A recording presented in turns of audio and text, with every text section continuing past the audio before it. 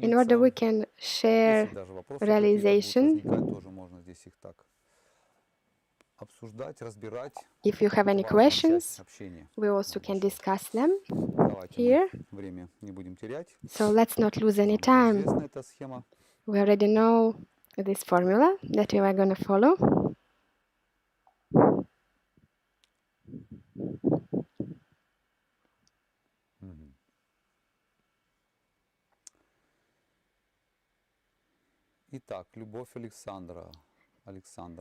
So, Lyubov Alexandrova, the relationship of Gopi towards Radharani are amazing to me.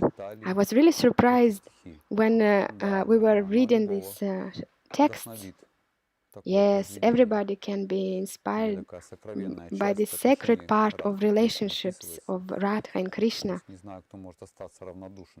I don't think we can be really indifferent after reading those, because this is the highest possible love, and that's very normal that it is bringing this feeling of being amazed by it.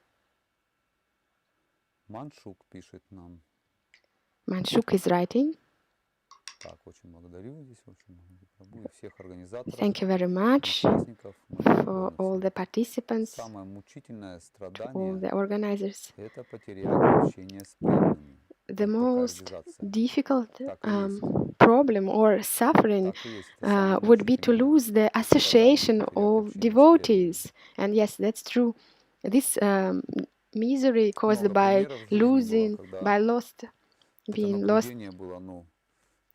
being deprived with this association, it's really very, very difficult to overcome. There are so many examples when devotees who were deprived with this association with the other devotees, they were thrown back to the material existence, and then when they saw devotees again, they were so thrilled, so happy. They were given so many gifts and being genuinely happy. Then, because devotees are motivating us, and to lose this association would be really catastrophic to us. It would be the most scary.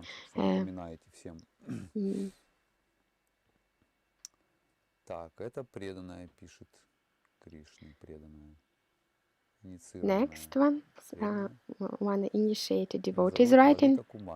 Her name is Lalita Kumari. Hare Krishna, all devotees of the Lord,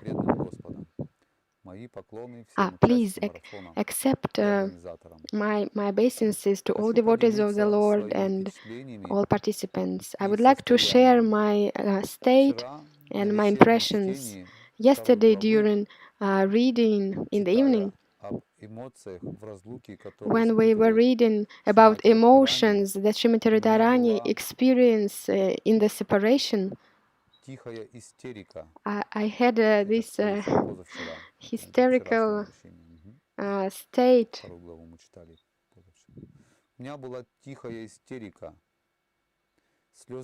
And I had tears that were flowing, and my heart, it was crying. I couldn't fall asleep, and in the morning I couldn't wake up. I had emptiness in the morning. I didn't have any thoughts, any desires. I were doing everything automatically, and I started listening to the morning readings, and I was just crying and crying. Then I exited my house and I went to this little garden nearby, and I started reading japa. And this experience that I felt is incredible and unforgettable, and I can't even express it fully. And now I just understood how it is to really cry for Krishna, because my soul was repeating chanting these names of Krishna. So after some time I had this peace, and I felt this deep relaxation in my body. And after some time, I didn't even feel my gross body. And after some time, I just really started. I heard Hare Krishna Mahamantra inside of me. It was like all empty. I didn't feel my gross body, and I felt like I don't have any body, and it just was Mahamantra. And it was total absorption by the sounds of Mahamantra. It was ringing from inside of me. And just the sounds and nothing more. This was an experience. And so I realized what it meant to hear Mahamantra. And I'm still under deep impression today.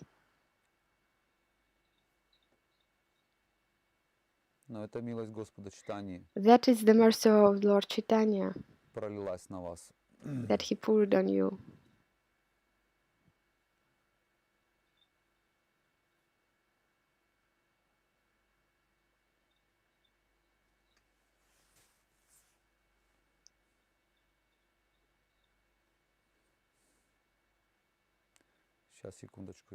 Just a second, please. I'm trying to formulate a feedback.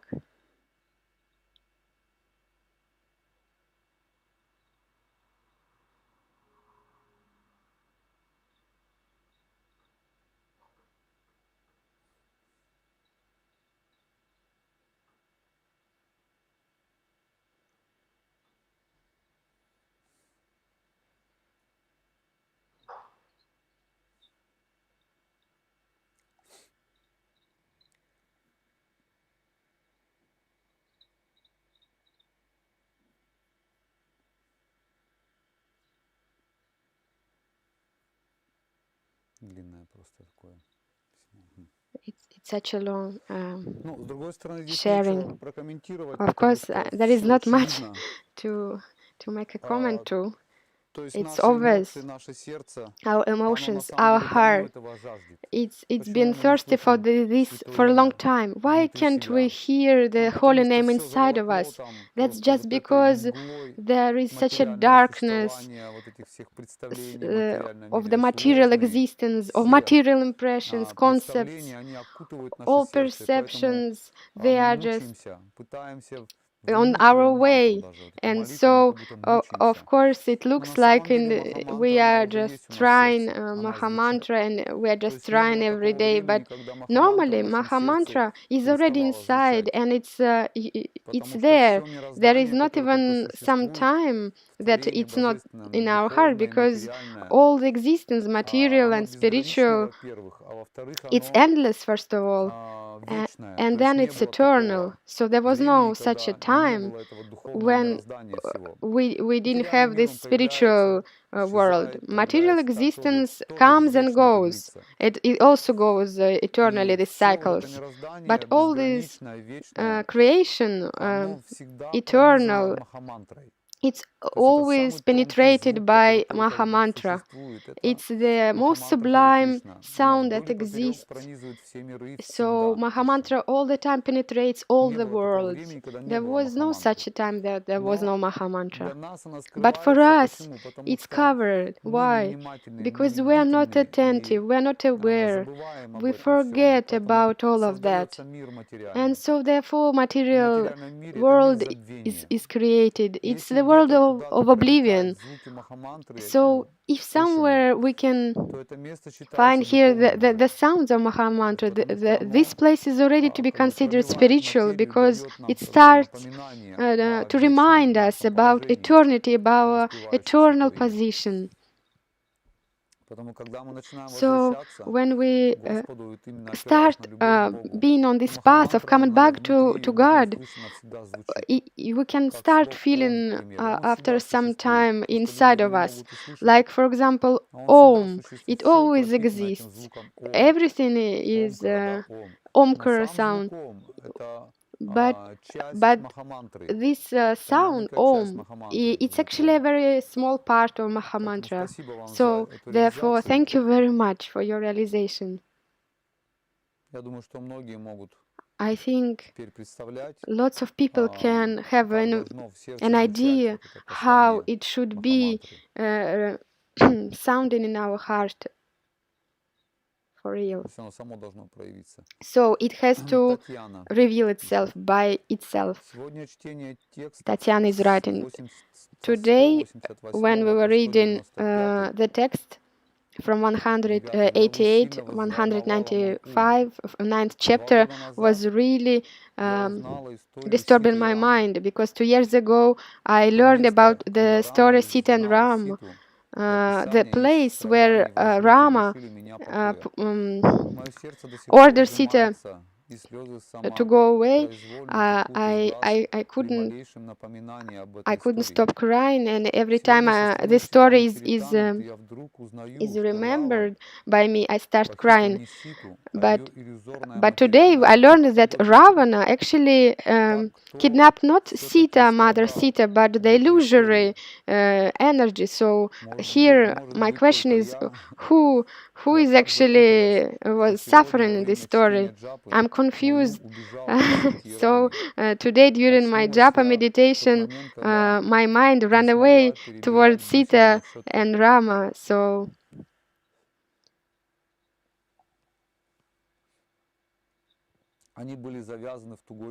and I realized that my mind went away when I couldn't chant japa further, because my beats got stuck. So please continue repeating holy name carefully. Please listen this sound, Rama, Krishna. And also don't think that it's something sinful or bad that you are that you are thinking about Sita and Rama, about Krishna and Radharani. It's anyway better than thinking about viruses and isolation and so at least in this moment that you're thinking of the Lord, you're not thinking about bad things. But what would be even better if you actually start to be attentive and trying to listen, to hear the holy name. Like yesterday the spiritual master said, he said all the questions were similar. The questions that were asked yesterday were very similar, and he said that you should be more careful listening. Because mind, he's so lazy, he doesn't want to listen, he likes to analyze, to create, he needs constant dynamic, and so it's the easiest thing that you can sit and like start beyond the mental level just speculating. It's the easiest thing, and so therefore we need to put real effort to bring our attention to hearing, to this process, and then this disease will disappear, if you consider this as a disease.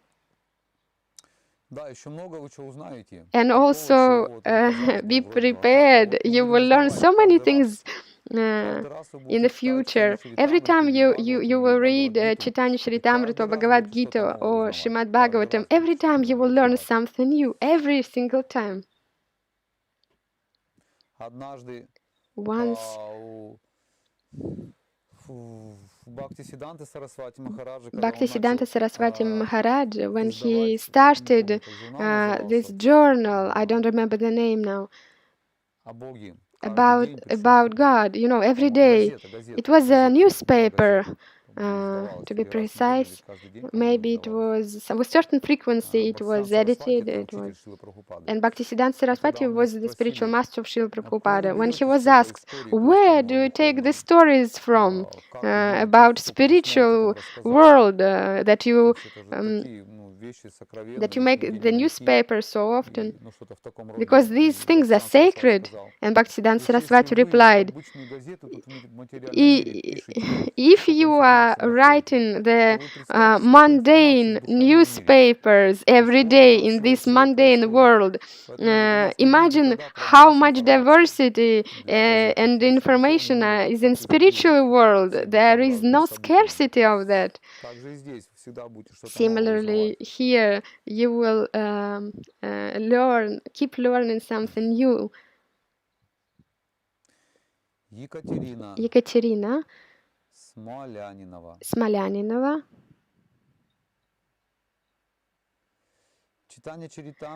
Is writing, Chaitanya Charitamrita for me is the ocean of love in which we can swim and dive eternally. And every time another treasure is opening up. So I'm very happy that right now I have this opportunity. I have this opportunity to dive in this and absorb myself in this ocean. Yeah, so many times I was listening to Madhavendra Puri, and every time I was really amazed by this relationship of the Lord with his devotees. Another proof. It looks like Ekaterina has been reading for a lot of times, and every time it's another angle, and that's actually the sign of spirit, because it's endless. In spiritual, there are so many angles. Thank you very much, Ekaterina. Anastasia. The more I dedicate my time to my spiritual progress, chanting the Nama, doing for regulative principles, reading the scriptures, the less I have the desire to associate with my relatives. And I still keep associating with them, but only out of duty. But for a woman, actually associating with relatives is quite important. Why is it going on?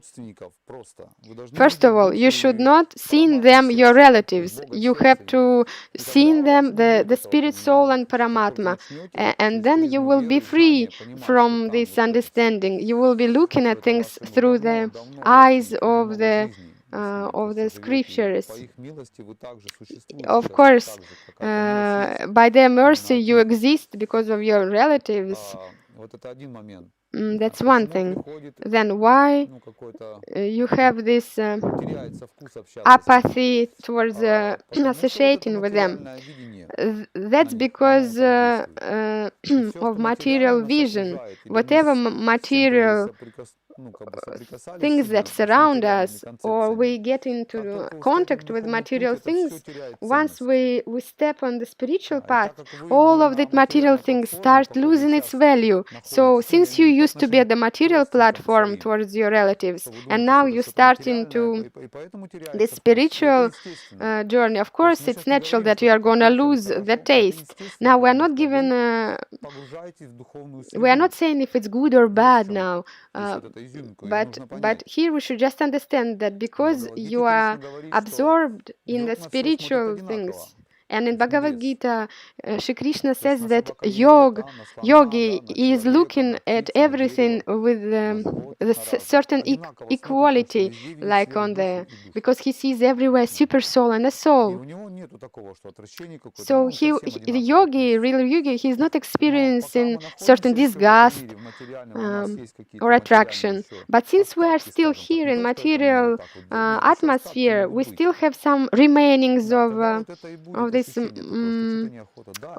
material perception. So in that case, you will still have these types of apathy towards communication with relatives, for example. But after some time, you will understand and you will see that there is a soul inside of your relatives.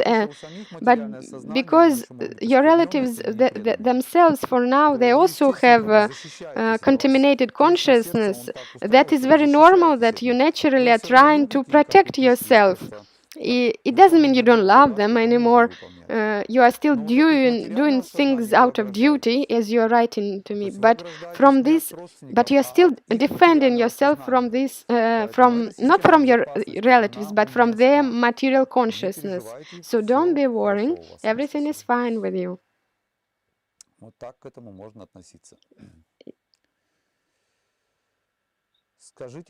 Please, could you tell me why Lord Chaitanya he appeared, he made such a thing like he didn't recognize Jananda Bharati. Well, we read about this. He did it. How he didn't recognize him. Why? Because he didn't appreciate what he was doing. And the Lord didn't like that something was made as a show, like these parts of deer that he was wearing. Not like he didn't appreciate that it was made for the show.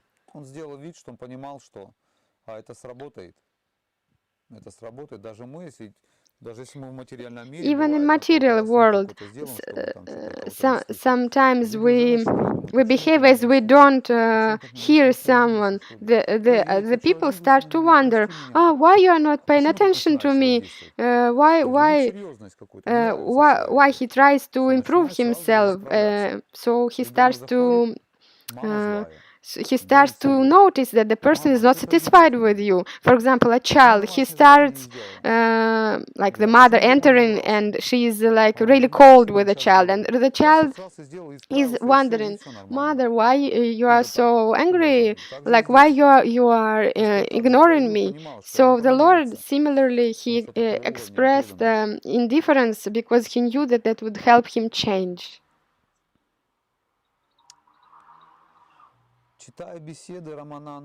When reading the dialogue of Ramananda Roy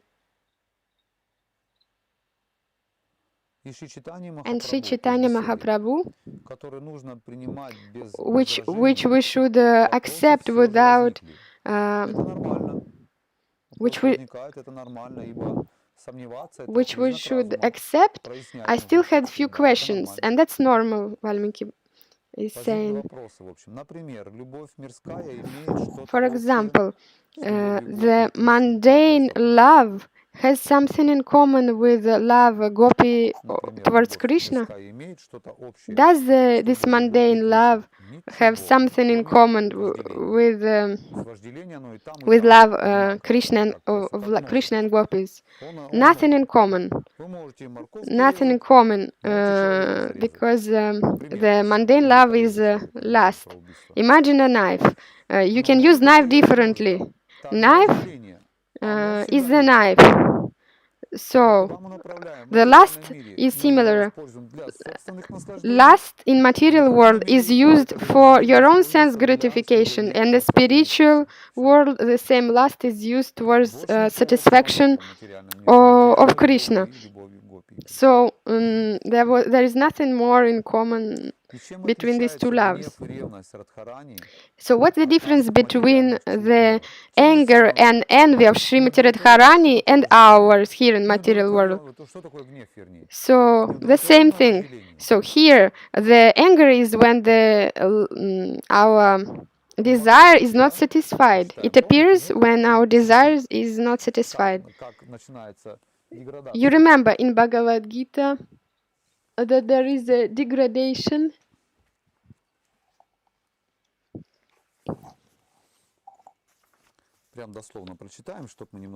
Let's read it, let's refresh it all together.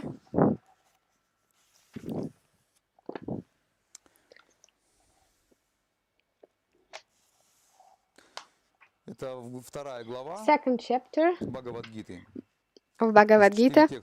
There are 4 texts starting from 60.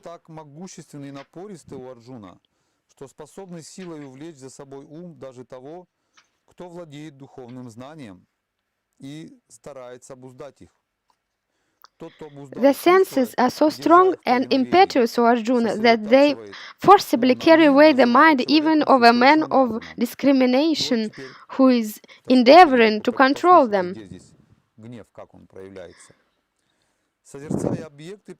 One who restrains his senses, keeping them under full control, and fixes his conscience upon me is known as a man of steady intelligence.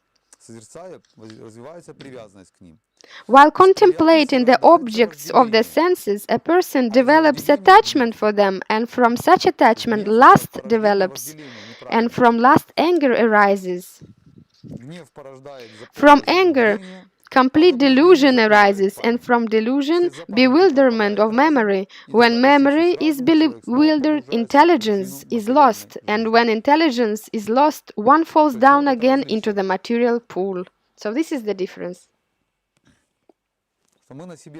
So, because we are concentrated on ourselves and we want to enjoy.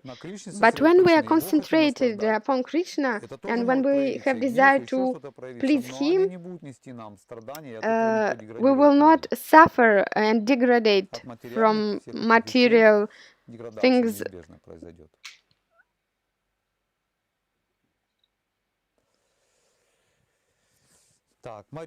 Maria is writing. She also puts obeisances to everyone, brings. I'm very happy to find myself in association with devotees, and I like Krishna consciousness, but up till now I still can't understand, and it's blocking me from the further development.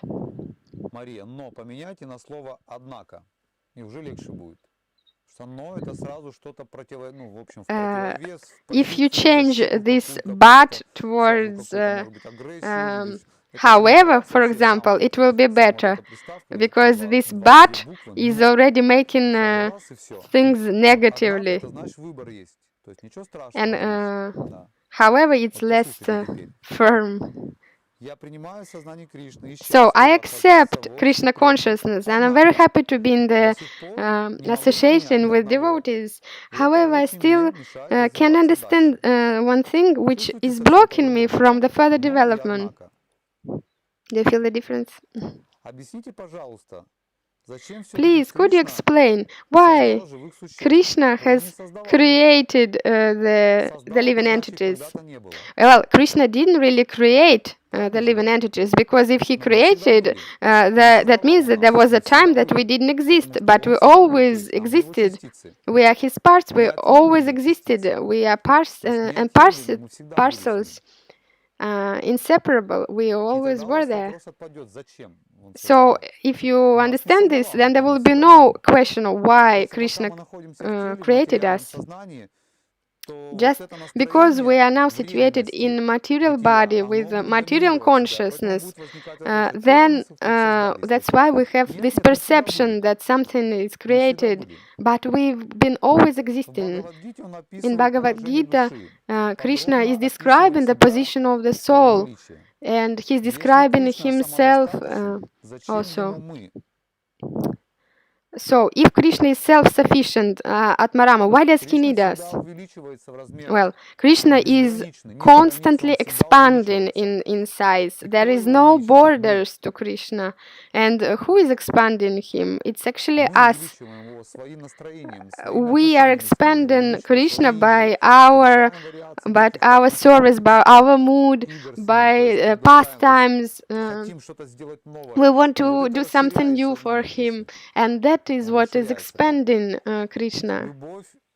Love is always something that appears between two personalities. It's not possible to have love without an object of love. We are an object of love for Krishna, and Krishna is the object of love for us. So we can't really experience love unless we have relationship with the Lord.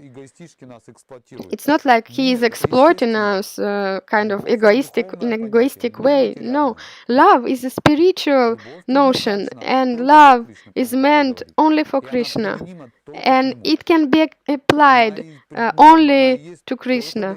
It exists only for him. And what can we do? We can just make this love happen in relationship with him. Why does he create so many universes, material world, gunas?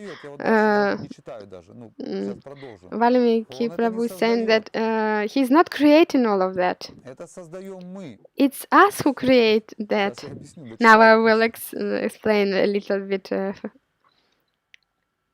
I'm just reading till the end your question.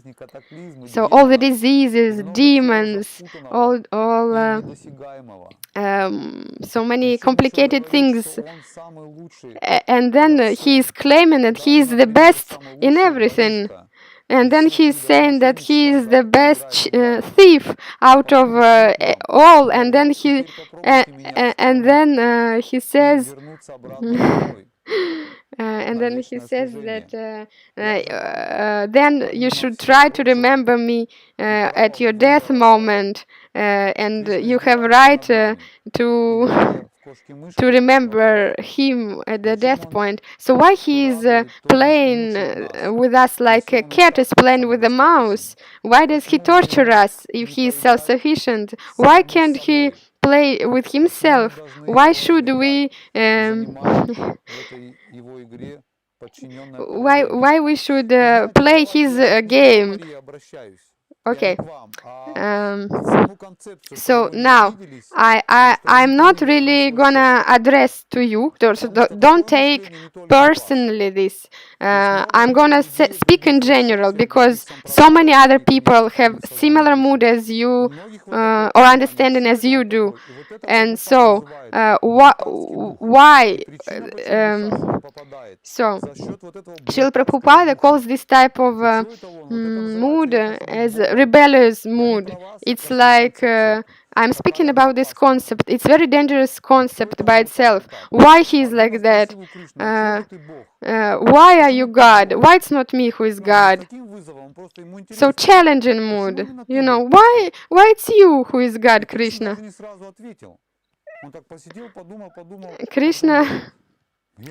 When Arjuna asked Krishna, Krishna, why are you God? Then Krishna sat for a while and thought to himself, and then he said, I don't know.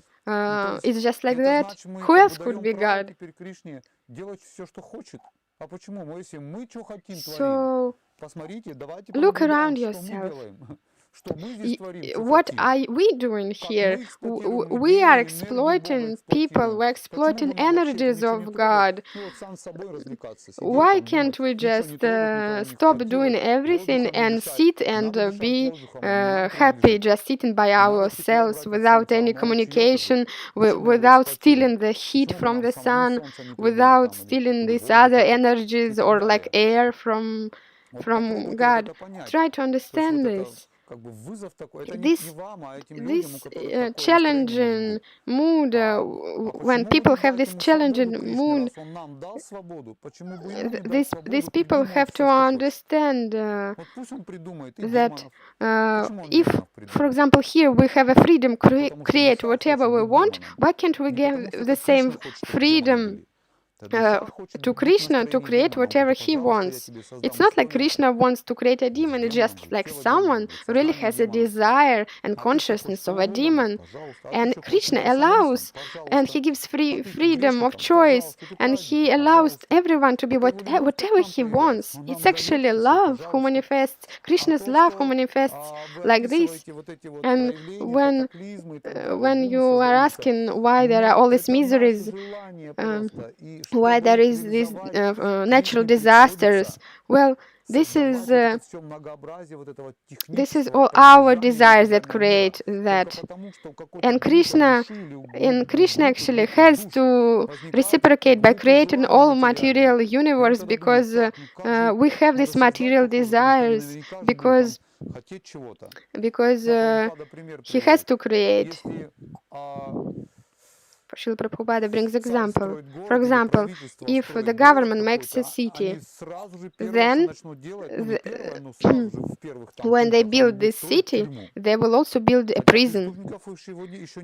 But why to build a prison?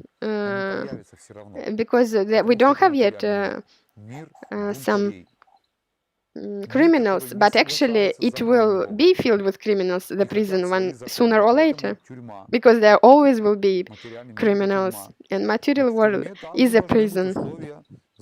And so, in this material world, as it is in a prison, it should be rules of a prison, because this is a punishment, a sort of punishment. So here we have cages, here we have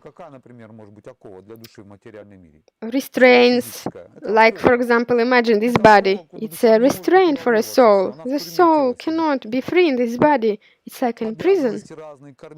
Then we have different duties and karmic reactions. You are doing something, and then, for example, you ate, then you have to go to the toilet. Yeah, you want it or not, you will have to go to the toilet, because this is the law of action and reaction. So try to let go this rebel mood. It's not his desire, it's our desire, which is manifest in this way, because we have this energy of desire. The moment we desire something, the energy starts moving around. Mahatattva is moving. So I'm really thankful for this topic that you raised, because it could be interesting for lots of people to understand the sublime laws of this world. But this is just, imagine it's like a transcendental movie theater. And spiritual energy in this theater is transformed into material one, but that's only because of our desires, no more, no less.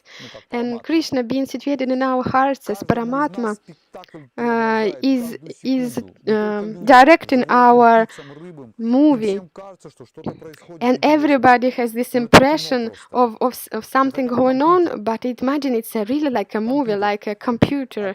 There is a monitor, for example, and okay, you are looking at the monitor, you look at it, but you know, when it's on, we just dive in it. We see in the movie, we are having communication, we are having a whole life there. So many businesses are going on there, so many lives are going on this online. But look at this computer, look at this computer. Where is it? Where is it? Where is it? All these millions and millions communications of this suffering, laughter, emotions, joy. Where is it? There is nothing. It's illusion. It's just it's just a screen. It's just a screen. There is nothing. There is nothing behind. And here, when we are inside it, it's a reality. I brought this example just to illustrate. You know, we have a feeling that we are women, men, Hare Krishnas, were maybe Indians, Russians, Americans. There is seasons of the year.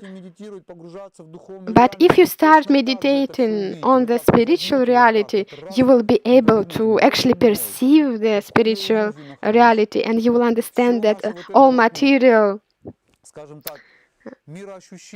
perception of the world, it's just, you can just make it like, I will show you with a paper example what you can do with this material perception. So all of this, what we'll see around, so you take all of that and you fold it. You fold it. Everything that we see around. This is reality. Maybe it's not for everyone. Maybe not everyone can understand, but this is the reality, and we have just to accept it. And who has created all of it? You will say, God. But why? Why? Why does he need it? That's a very good question.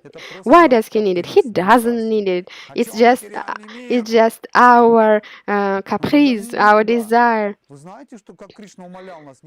You know that Krishna begged us not to go here.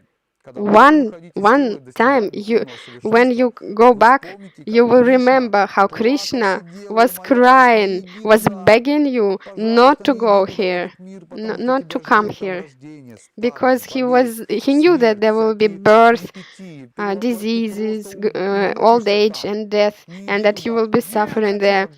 And as naughty small children, we were still demanding. And sometimes parents, just in order to pacify us, they just say, okay, just take, but don't cry. So all of this material world is created by our rebellious spirit, by our desire, and Krishna doesn't need it. If you take it deeper, Krishna never goes away from Vrindavan. He never leaves Vrindavan. If he needs to go from Vrindavan, he can take a certain form, and this form will go out of Vrindavan. You just have it in your mind. If it's beyond Vrindavan, it's already expansion of Krishna. It's never Krishna. And very rarely Krishna comes to this planet of Earth, like 500 years ago. Lord Chaitanya has come. So I'm very thankful once again for this topic. I see that you are a serious person because you ask this question. I hope I didn't offend you or didn't upset you. I just wanted to speak a little bit on this concept because we really need to give to Krishna his freedom. And whatever we see in material world is just a collective desire of the souls who were rebellious and who had their own separate desires. So here it's like a prison. So, and then from Mahavishnu in meditation, there is this Mahatattva that comes out. Then there are these material universes, and all of that is Durga. It's a prison. It's a fortress. So our job is to get out, and for that we need to step on this path of improvement. You know, even in material world, we have special institutions for the person who can realize that he was wrong and improve. So once you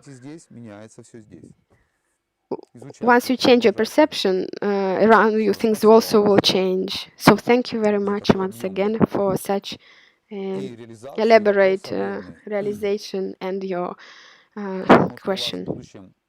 I'm thinking that in the future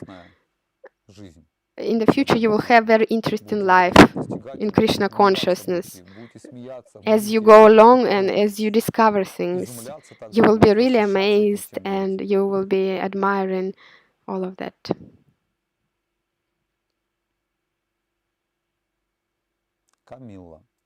Camilla is writing, please, could you help me how to overcome with angerness? Because now during marathon I sleep less and I feel fatigue and tiredness, so I start being impatient and easily irritated.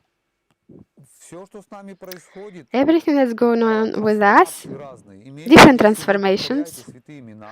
Please know that if you repeat, if you chant holy name, if you are studying the holy text, there will be transformation that will look, that you will have impression that this transformation is kind of negative, but don't think it's negative. It's just some dirt that comes out now in this form. Now, we have so much sinful desires inside, so many dirt, everything inside. And if you want to keep it and that it never goes out, then you should stop spiritual practice, you should stop Maha Mantra, you should stop studying the text, and you should stop associating with devotees and taking prasad and pray. If you stop all of that, you will preserve all this dirt, and you will look normal person, like lots of ordinary people, because everything will be hidden. However, once life will be approaching its end, even if without spiritual practice, this dirt will start coming out, because in the moment of death, without even controlling it, this dirt will come out and you will get crazy. So your job now that this dirt is coming out is to stop self-identifying with these dirty things. No, you shouldn't keep it. You should understand that it's not you. Don't hold on. This is just difficult karma that is accumulated there for a long time, and now you should not associate with it. You're not this mind. This being irritated, it's not you. You have to distinguish between yourself and your mind, your body. You're not this body and you're not this mind. Slowly and steadily, you will see this difference. Now, okay, if you feel being irritated, you can maybe go take shower, and then it calms you down, for example. Also, you should take you're writing, I became more irritated. And you have to stop and sit and think, what exactly irritates me? Why I have the anger? You have to understand exactly what triggers it. For example, some person is irritating you, but you have to understand what exactly is irritating this person. You have to understand what. Okay, he cheated me. In what? In what exactly? He, for example, promised something and he did otherwise. Okay, and now that you understood what exactly is irritating to you, you have to understand that you personally, you do exactly the same thing with someone else. And what he does, he just shows you, he mirrors yourself. So then you have this mindset of it's me who should improve, and like this you should find all these imperfections inside of you, because the external world is always mirroring the internal world. If in your consciousness everything is fine, externally everything will be fine. So like this you should make this inner effort, inner work has to be done, and like this you will be peaceful.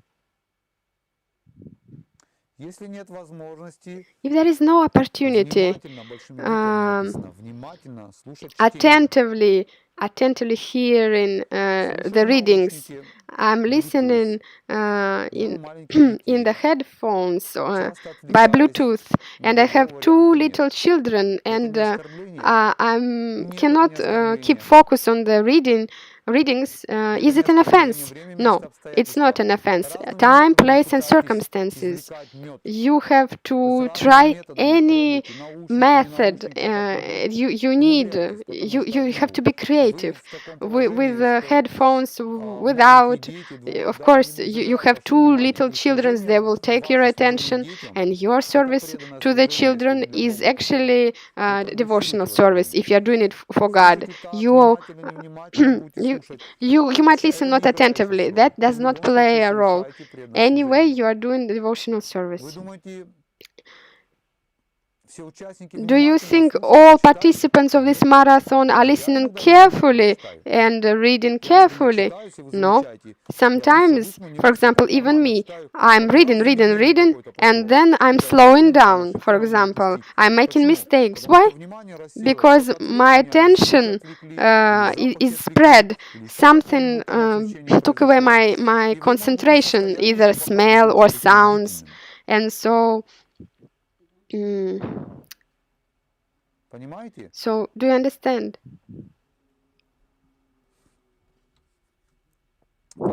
Therefore, you should try to be attentive. That is good.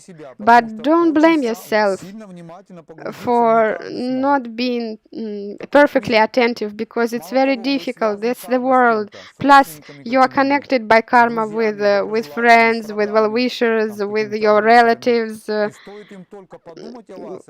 with your enemies. So you are connected by karma, and once you start thinking about them, you are unfocused. This is the reality.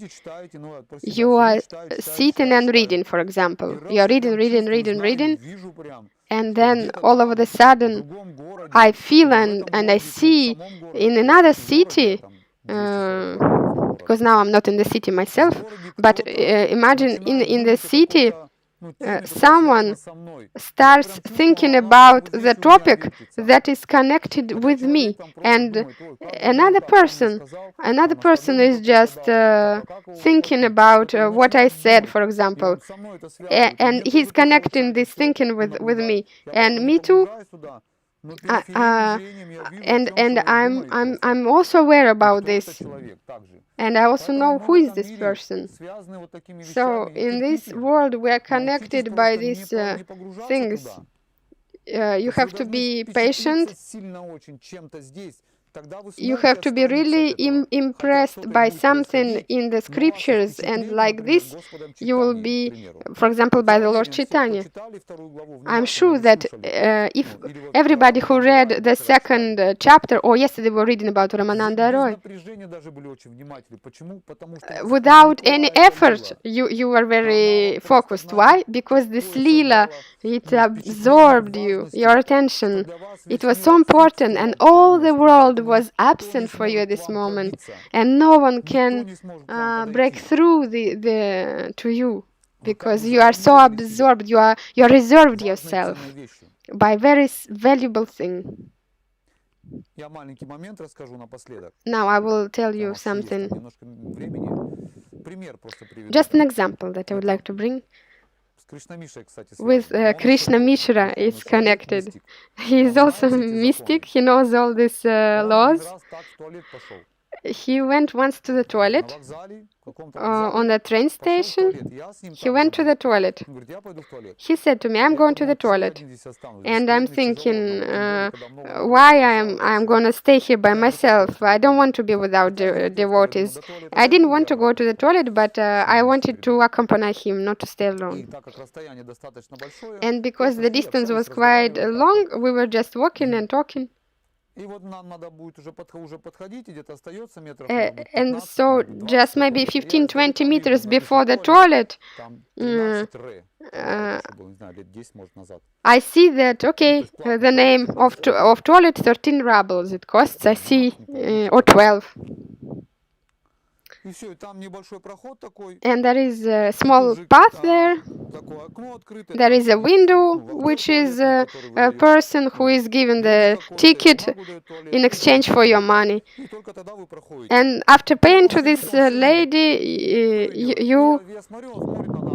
you pay and then you go. Okay. Okay, I will wait here, I thought, and Krishna Mishra can go in the toilet. But he forgot to pay, and he just entered the toilet. And she didn't even pay attention. She was just looking at people, just looking around this person. She looked at me because I was walking, then I stopped. She was just questioning, but then her attention disappeared, and I was thinking, how come Krishna Mishra went and didn't pay? I didn't understand. How did it happen? Maybe he will pay on maybe he will pay on his way back, I thought, but no, he didn't pay on his way back neither. So he just walked back, and I was just asking him.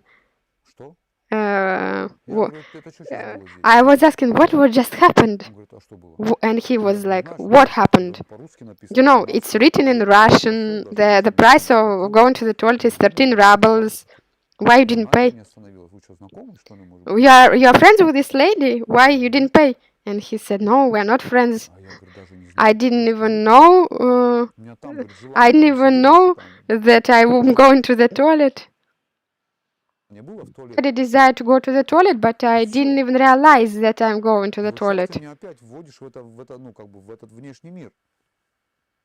So it happened kind of automatically, and even don't remember that I was in the toilet. Okay, so what happened? Where were you? I asked. And he said, I was in Vrindavan.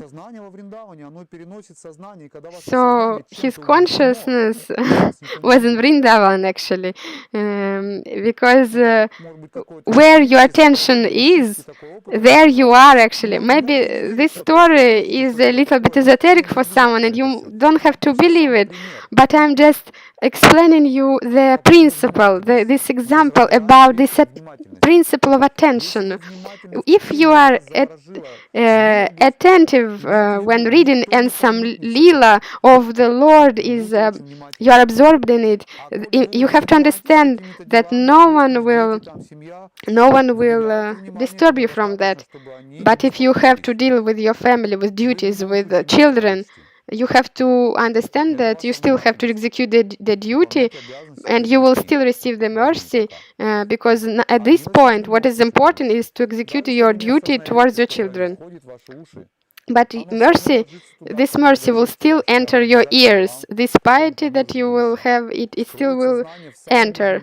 The moment that you will need the most, this knowledge will reveal itself, even if you did memorize it on purpose, because the sound from these headphones has entered to your consciousness, and when you will need it, this knowledge will reveal itself. Why? Because you made an effort. And listened. So don't throw away your headphones. Just keep going like you do. Okay. Here I suggest that we will stop for now.